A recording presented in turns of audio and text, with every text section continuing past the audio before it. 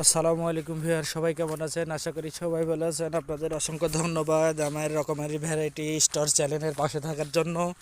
আজকে আপনাদের দেখাবো শীতকালীন যেই ভুট্টা চাষ করে কৃষক লাভবান হচ্ছে সেই সম্পর্কে আপনাদেরকে আলোচনা করব। এই যে আপনারা ক্যামেরায় যে ভুট্টাটা দেখতে পাচ্ছেন, এই ভুট্টাটা হচ্ছে নাম হচ্ছে যুবরাজ ভুট্টা। এটা ভারতের বীজ। এই অত্যন্ত ফলন হওয়ার কারণে বিঘা প্রতি প্রায় 35 থেকে 40 মণ ফলন হয়। সেই জন্য গত বছর থেকে বাংলাদেশে এটা ব্যাপক হারে মানুষ করছে।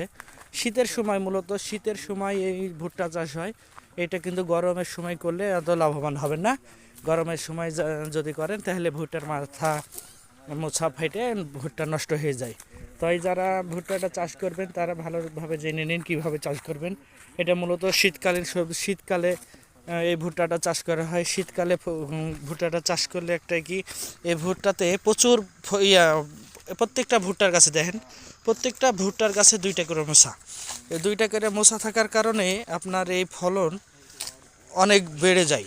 সাধারণত গরমের সময় যে ভুট্টা করা হয় সেই ভুট্টা বিঘাতে 18 মণ 20 মণ ফলন হয়, কিন্তু এই ভুট্টাটা যুবরাজ ভুট্টা, এটা যদি শীতকালে করা হয় তাহলে এই ভুট্টাটা আপনার বিঘা প্রতি 35 থেকে 40 মণ ভুট্টা হয়। 35 থেকে 40 মণ ভুট্টা হওয়ার কারণে কৃষকের অনেক লাভবান হয়। কারণ এক বিঘাতে এমনি 10 থেকে 12 হাজার টাকা খরচ হয় ভুট্টায়।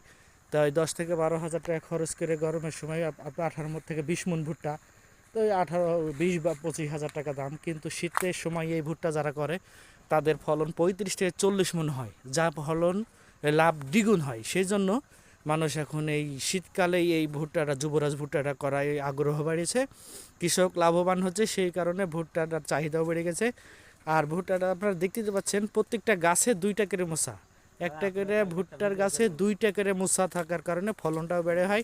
তাই তাই আপনারা যারা এই ভুট্টাটা চাষ করবেন তাহলে অবশ্যই শীতকালে চাষ করবেন, যাতে করে আপনারা ভালো ফলন পেতে পারেন। আসসালামু আলাইকুম।